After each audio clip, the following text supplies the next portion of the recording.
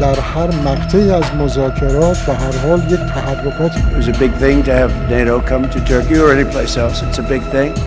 Iran America के बीच एक बार फिर संघर्ष तेज होता दिख रहा है और इस बीच ईरान की तरफ से एक ऐसा बयान आया है जिससे यूरोप की चिंताएं बढ़ सकती हैं। दरअसल ईरान ने ये बात खुलकर कह दी है कि इस टकराव में जो ट्रंप का साथ देगा वो ईरान का वैध टारगेट होगा। ईरान की खातम अल अनबिया सेंट्रल हेडक्वार्टर ने आधिकारिक रूप से ये बात कही है, लेकिन ईरानी संसद के विदेश मामलों और राष्ट्रीय सुरक्षा कमीशन के मुखिया ने जो बयान दिया वो समूचे यूरोप के लिए एक बहुत बड़ा खतरा साबित हो सकता है।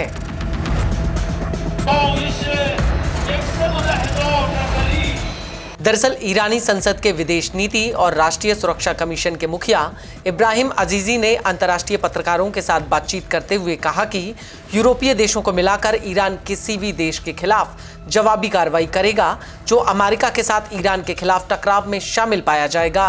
अजीजी ने कहा कि ईरान ने लगातार यूरोपीय देशों को चेतावनी दी है कि वो खुद को अमेरिका के साथ एक टकराव में शामिल करने के बजाय स्वतंत्र नीतियां अपनाएं।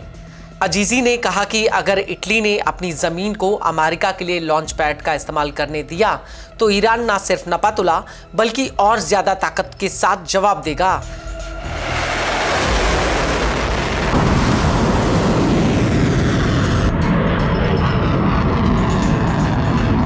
लेकिन सबसे बड़ा सवाल ये उठता है कि अचानक से ईरान की निगाह यूरोपीय देशों पर क्यों है।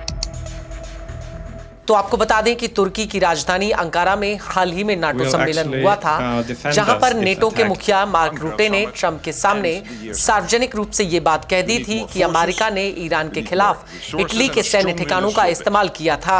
So today defense ministers agreed on a renewed push to turbocharge transatlantic defense cooperation.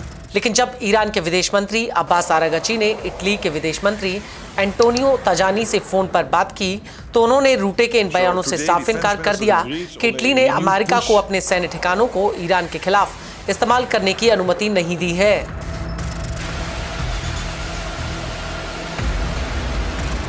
और यही वजह है कि अजीजी को सामने आकर यूरोप को लेकर ये बयान देना पड़ा कि कोई भी देश जो अपनी जमीन का ईरान के खिलाफ हमलों में इस्तेमाल करने देता है तो ईरान उसके खिलाफ कार्रवाई करेगा, जैसा कि हाल ही में हमने फारस की खाड़ी देशों में किया है।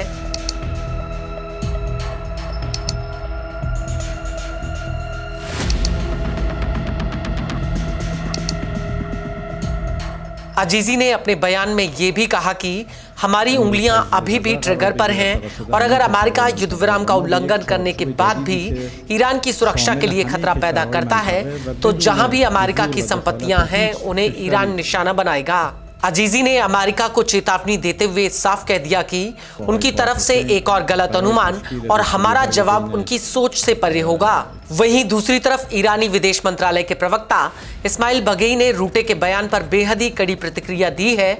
बगेई ने अपने बयान में कहा कि मार्क रूटे का लगातार ये स्वीकार करना कि यूरोप ने अपनी इच्छा से अमेरिका इजराइल का साथ ईरान के खिलाफ टकराव में दिया, जो न सिर्फ इस बात की पुष्टि करता है बल्कि ये भी साबित करता है कि ईरान के खिलाफ इस बर्बर टकराव में यूरोप निष्पक्ष नहीं है।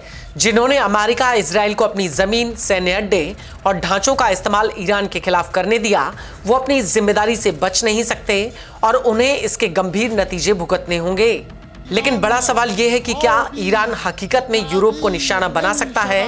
क्या ईरान के पास ऐसे हथियार हैं जिनकी रेंज यूरोप तक है?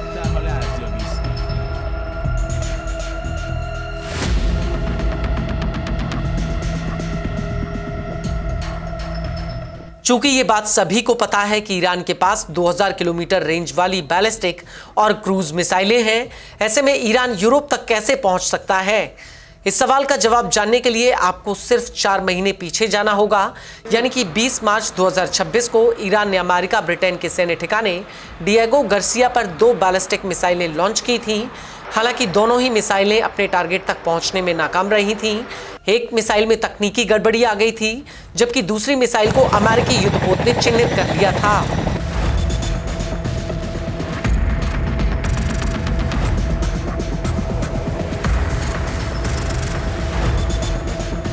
लेकिन इस घटना से एक बात तो साफ हो गई थी कि ईरान की मिसाइल रेंज सिर्फ 2000 किलोमीटर तक नहीं बल्कि वो यूरोप तक पहुंच सकती है, क्योंकि ईरान से डियागो गार्सिया की दूरी करीब 4000 किलोमीटर है और अमेरिका का ये सैन्य ठिकाना हिंद महासागर के डियागो गार्सिया आइसलैंड पर है।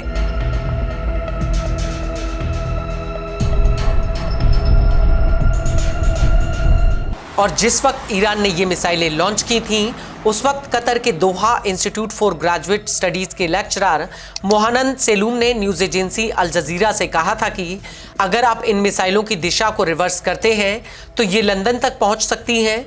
इससे न सिर्फ अमेरिका और युद्ध के लिए उसके तर्क का समीकरण बदल जाता, बल्कि युद्ध में शामिल होने को लेकर हिचकिचा रहे लंदन और यूरोपीय संघ के लिए भी स्थिति बदल जाती। आपको बता दें कि शायद इसी वजह से अधिकतर यूरोपीय देश ईरान के खिलाफ खुलकर ट्रंप का साथ देने से कतरा रहे थे। कई सार्वजनिक मंचों पर स्पेन, इटली जैसे देशों ने ट्रंप की इस टकराव में शामिल होने की अपील को ठुकरा तक दिया था, जिससे ट्रंप यूरोप से काफी नाराज भी है। लेकिन अगर ईरान यूरोप तक पहुंच जाता है तो इस टकराव की दशा और दिशा पूरी तरह से बदल सकती है, जो और भी ज्यादा भयावह हो सकता है।